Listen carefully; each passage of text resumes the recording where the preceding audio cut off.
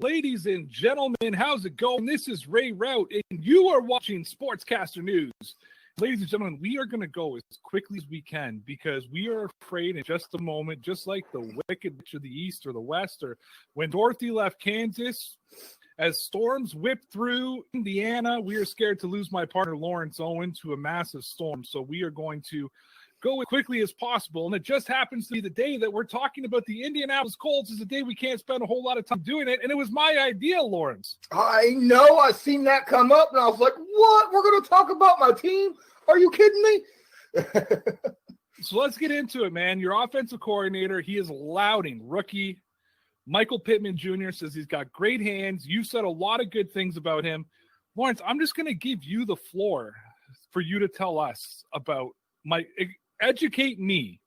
Pretend it's just you and I. Educate me on Michael Pittman. I did a really in-depth film room breakdown of Michael Pittman Jr. right after the Indianapolis Colts selected him in the draft in the second round with technically their first pick of the draft, even though they used their actual first one to trade for DeForest Buckner. But fact of the matter is, he's awesome. I mean, he really is. For a second, he should have been a first-round pick. He's about Mike Evans' size, right? You know, around 6'4", 6'5", about 225. But he ran a faster 40 than Michael Evans. You know, he's a 4.4 guy. I think he ran a 4.39, which is pretty darn fast. Or 4.49, I can't remember. I think it was 4.48, 4.49, something like that. But it was faster. It was faster than Michael Evans. And, you know, Mike Evans, everybody knows who he is. Michael Pittman has got a lot of tools, all right? He's got really, really strong hands at the point of attack, which is very important for a guy his size, for a guy who does 50-50 catches, which is obviously what Phillip Rivers absolutely loves. He's loved it every day that he's been in the Chargers. I almost said San Diego. But Pittman's he probably needs to work a little bit on his route running. He didn't have a lot of that at USC. He is a very good run blocker. Something that I noticed on the tape that he does not get credit enough for is his run blocking ability. And that's going to be huge. That's going to allow him to stay on the field even more for the Colts, because everybody knows that Frank Reich and this Indianapolis Colts team is going to try to run behind that offensive line with Jonathan Taylor and Marlon Mack the majority of the time, which means that play action pass off of that's going to look even more believable because Pittman will be there before when they're running it and when they decide, you know what, we're just going to throw it over the top. So it's just so much really in the pocket of Michael Pittman Jr. The only thing that's really holding him back is that he's a rookie this year, right? I mean, wide receivers already have issues in their first year. It takes them a little while to understand the playbook, getting used to the new quarterback system, getting used to dealing with top-end cornerbacks on a weekly basis, right, on the NFL range. Now throw that into the fact that he just now got in, you know, to the facility this past week and is just now starting to catch footballs from his quarterback. So, of course, that's going to be the way it is with every team, but rookies are really going to take a hit on that for this season. So because you missed all the OTAs everybody missed the OTAs, but because you missed I'm going to be just a questionnaire today, okay? Because I'm going to give you the floor to brag about your team, if you're good with that. That's fine. So because he missed the OTAs and all that kind of stuff, brand new quarterback to the team who's sort of learning the new system. We know they're going to be a running team. We expect to see him blocking a lot, but give me two answers, okay? The first one is, if he would have been there from the beginning, like if this would have been a non-COVID year, what would his role have been with the team? And now how is it different being in the COVID era? Okay. Had he been part of the team and, you know, OTAs and training camp and everything went off without a hitch, without any COVID, he would have had time to get the playbook down, to work with his quarterback, work with other wide receivers, work against actual professional defenses, and understand how to use his size and ability against professional guys rather than just college guys on a consistent basis. he may have been a more of a high-end, more quality starter at the beginning of the season, right? Rivers probably would be able to trust him a little bit more. But now that we're so I don't know if he's going to have the start that he would have had otherwise. I don't know if he's going to get as many snaps the first, say, 2 or 3 games, right? Until he really gets locked in, because you got to remember, no preseason either, right? So, I mean, he ain't going to get no kind of looks against a different team until he actually plays week 1. So it's going to take a little bit of time for him to kind of adjust to the NFL level. So he's not going to get that start. And I wouldn't expect too many targets for him. I wouldn't expect too many snaps for him. Probably 15 snaps a game starting out, total. He might get a few targets here and there. Might go up. You never know. I mean, he might just walk out the gate exploding. But most likely he's going to probably have issues that he's going to have to work out.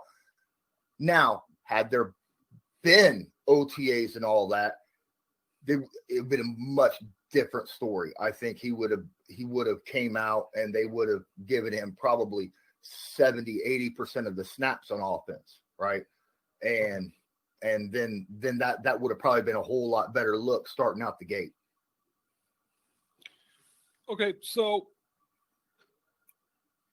did the Colts need him this season? Like, was Michael Pittman Jr. a player they not only needed to draft, was he a player they needed to draft and perform in 2020 for them to, I guess, reach the aspirations that, before I finish the question, I mean, I think what we need to make clear here is a lot of people, I believe at least, are, and I'm going to say this as a Patriots fan, so it doesn't look like homers, a lot of people are underestimating just how good the Indianapolis Colts are going to be this season. But did they need Michael Pittman to kind of be at that level, or is this still Houston's division to win when the Colts have a chance? Honestly, I think without Pittman, I think the Colts still fight solid for the AFC South. Okay. I think the Pittman pick was too good to pass up for where he was at, and the fact that he fit what the Colts needed on offense at that time, right? They needed a big, fast, 50-50 guy who go up and catch the football. They have not had that in recent years. Zach Pascal is a guy that was doing that last year, but he was a 4-string receiver, great run blocker as well. But he's not at that next echelon, like where you want a receiver like him to be, right? I think Pittman is more of a security blanket, really, pick than anything. Granted, expect him to end up being a starter, and pick up by mid-season. But they already had T.Y. Hilton and Paris Campbell, right? And they had Zach Pascal, who stepped up last year. But the problem was they had so many injuries last year. Michael Pittman Jr. did not have any injuries in college ever, never missed a freaking game, which is a huge benefit for this team. That's kind of a security. We know he's going to be there, right? Whereas Paris Campbell, who's not necessarily a small guy, he's 6 foot, over 200 pounds, but he's not that big dude, that Julio Jones size guy, that Mike Evans size guy that a lot of teams really need to be as their true number one. I mean, the Colts' true number one's been since 2012, T.Y. Hilton, right? Well, Reggie Wayne was their true number one in 2012 and 2013. And then after that, it's been T.Y. Hilton, who's a little 5'10" dude, 180 pounds. So this is a really nice change. And I think that adding him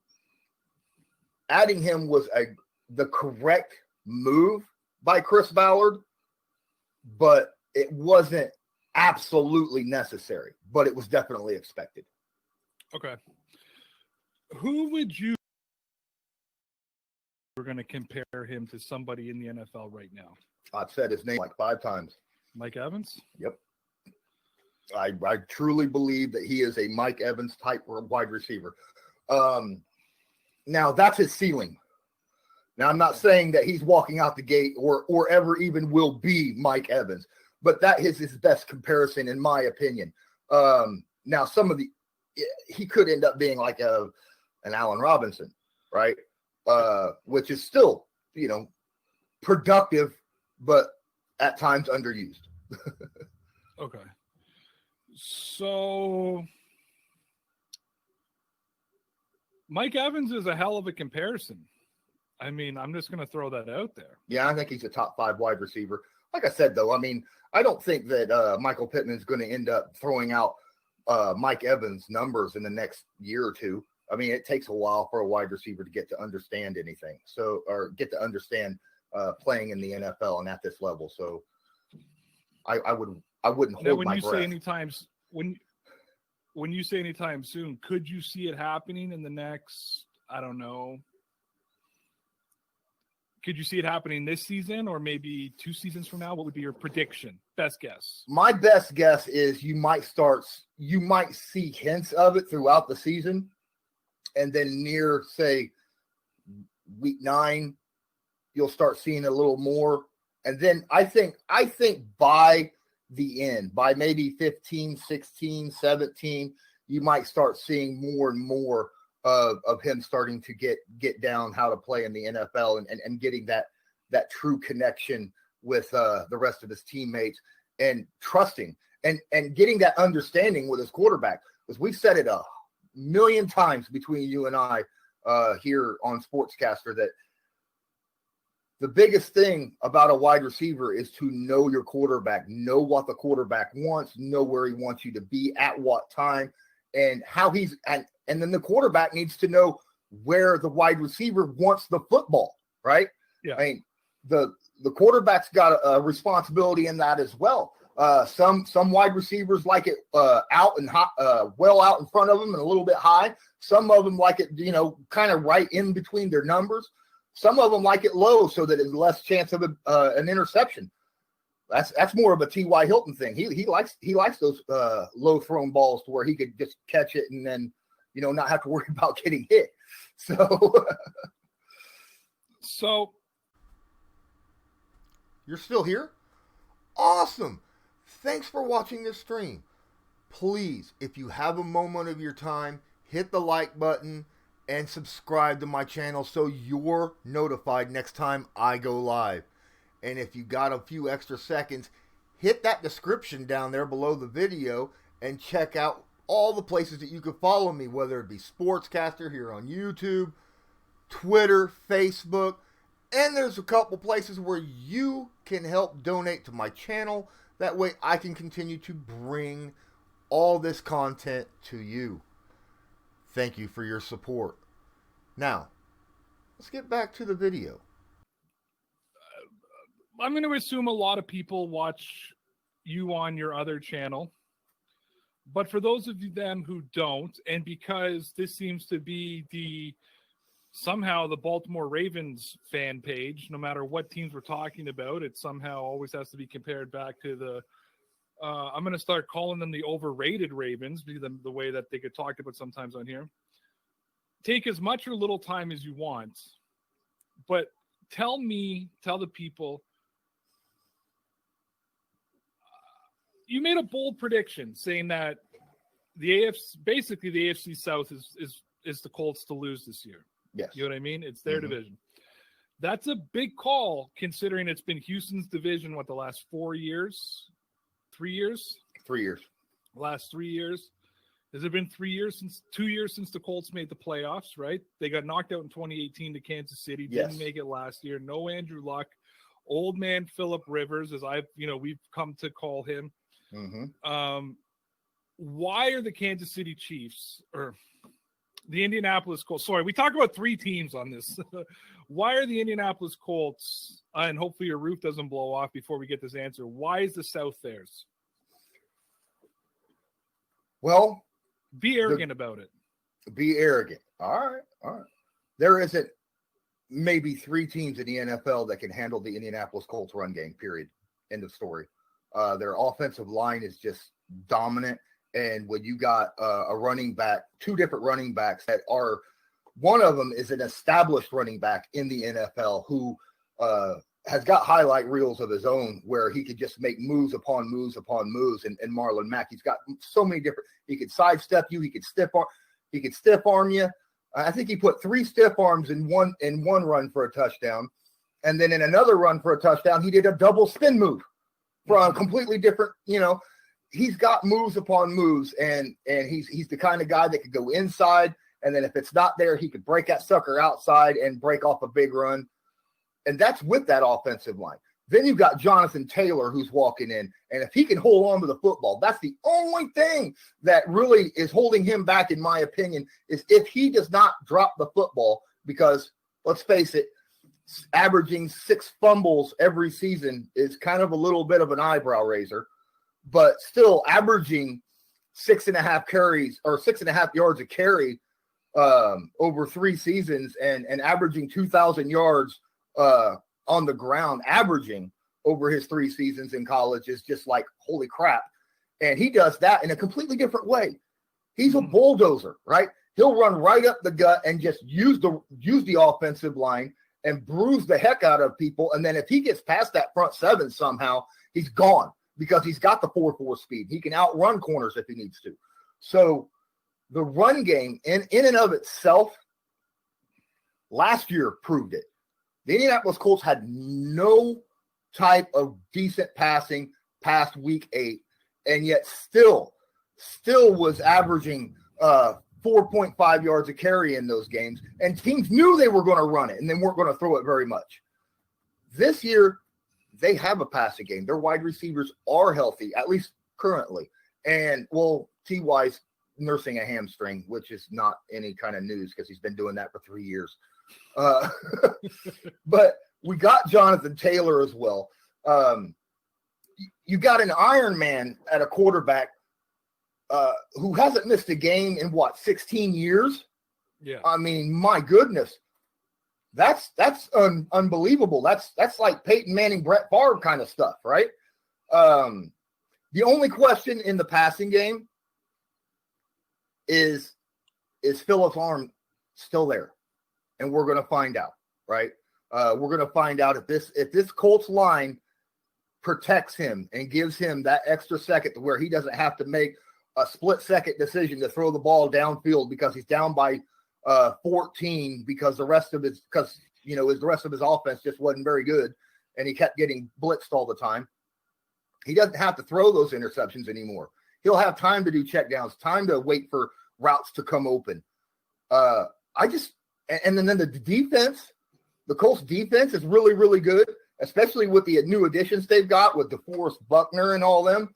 I'm a little bit more high on Xavier Rhodes' pickup than a lot of people are because the past 2 years where he has slipped the last couple seasons out of the All-Pro is because he's just been heavily injured those 2 seasons. So I believe that if he can stay healthy, he can return to at least a Pro Bowl level, if not an All-Pro level.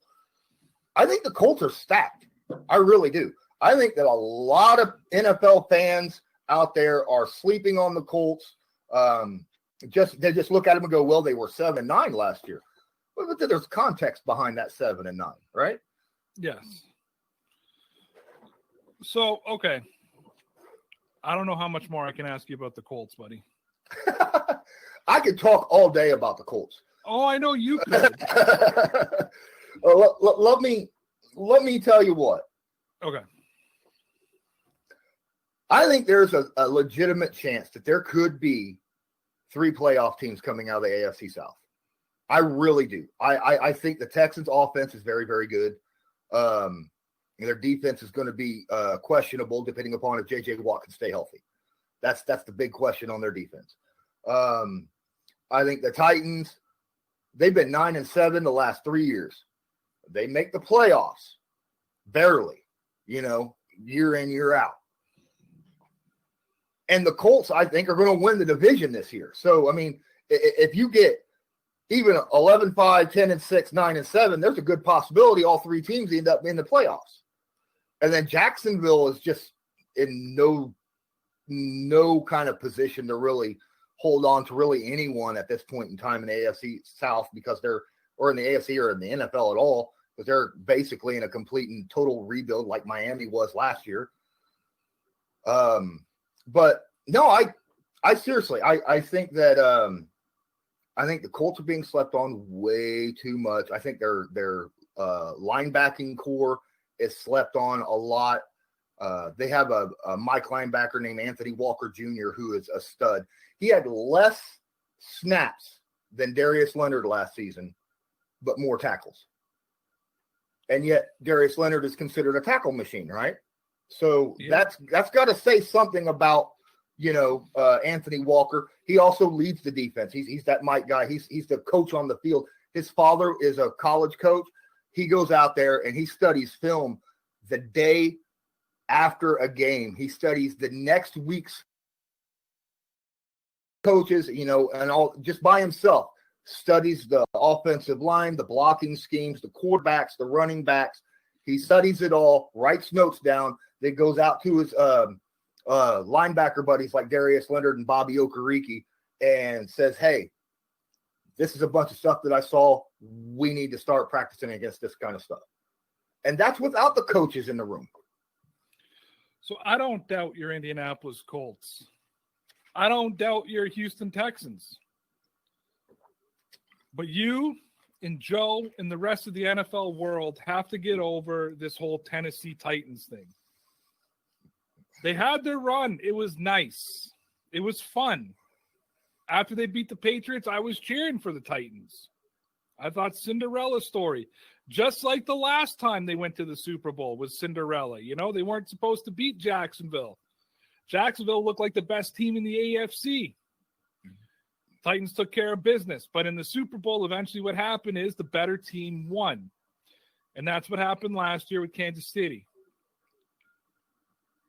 I do not have faith in the Tennessee Titans. I like Mike Vrabel. I don't like Ryan Tannehill. They lost an offensive lineman. They've lost some defenders. They have Henry King. King Henry is King Henry. But to me, that's all they are now. You lost Logan Ryan. You lost the defensive lineman there. What's his name? Jarrell Casey. Jarrell Casey. You lost one of your best offensive linemen in free agency. Conklin. Yep. And I don't think that I don't see it this year. I don't see it for the Titans. Maybe I'm wrong. I know a lot of you guys are high on them. Maybe this is my Buffalo Bills. You know what I mean? Like the way Joe is with the Bills. Maybe this is my Buffalo Bills. This is maybe a 7-team win. I don't think 7 games is enough to make the playoffs. I think there's too many teams that are going to win more than 7 games to make the playoffs this year. Yeah, to be fair, we all have that one team that we're not high on, right? I mean, Joe's got the Bills, you got the Titans. I'm not a Charger fan, so I like their defense. I don't think. I have two teams because I'm not, as you know, I'm not a Chargers fan either. I know they have weapons. I've been educated a million times over, but I'm not sold, I guess you could call it. Exactly, me neither. But yeah, I think that really, to me, I think the Colts have the AFC South. Now, I get that the Texans have won the division three years in a row, so you cannot put them out. I mean, they're still the division champs. We'll have to beat them to take that from them. I just fully expect that to happen, right? I just do. I fully expect it to happen. The Colts play in NRG Stadium always really, really well, especially T.Y. Hilton. I think T.Y. Hilton averages something like 124 yards and 2 touchdowns in NRG. It's the second home. So the Titans, like I said, they've been 9-7 3 years straight. The only thing that they're going to have to really get over is the loss of the right tackle in Conklin, and that defensive tackle. The loss of Jarrell Casey is going to hurt them. I think it's going to hurt them more than what Conklin loss is, because he was that guy who could really stop the run up the middle. He was a clogger, and he can put some pressure on quarterbacks when needed. So I would go as far as saying he's one of the big reasons for the Baltimore win. Yeah, probably pretty good. Yep, and now he is not on that team no more. Were those police sirens or tornado sirens? That was police actually, I think it was fire truck sirens. Okay, I just heard the sirens. Went, oh no, oh no, here it comes. No, I've been hearing the thunder in the background, but it's been really low rumbling. So, well, I'll tell you what, Lawrence, we went 25 minutes. We got you through without a power outage. We got you through without really your Wi-Fi crapping out, which is always great. Awesome. It was only the two of us, so maybe it's time to say goodbye. Thank you, Lawrence, for educating me on the Indianapolis Colts. Hey, that's no problem. We don't get to talk Colts very often, so this is kind of fun for me. I'm just upset that Joe wasn't here, because I would love to tell him that as much as he thinks that the Ravens game in Week 9 is going to be easy, I think he's in for a lot of trouble in that game. I think he is too. I don't think. Look, I still have the Ravens, but I don't think it's going to be an easy game whatsoever. I think it's one of those games that legitimately could go either way. I'm going to lean towards the Ravens just because, I mean, you have to. You have to. Yeah, it's now, if it was Kansas City, I would say Indy beats Kansas City. Yeah, I agree. Like I said, man, I am more worried about the Baltimore Ravens and the Kansas City Chiefs. I know Chiefs fans hate when I say that, but it's true. Yeah, I fear them a lot more than I fear the Chiefs. The Chiefs, you know what to expect from them. Baltimore, you really don't. You don't. No. Is Lamar going to run the ball for 180 yards against you, or is he going to throw it for 300? Right? I mean, you have no idea. And that's the beauty of having a Lamar Jackson at quarterback, and the beauty of having Harbaugh at head coach. Yeah, it's totally unpredictable. It's totally crazy. We'll chat tomorrow, buddy. All right.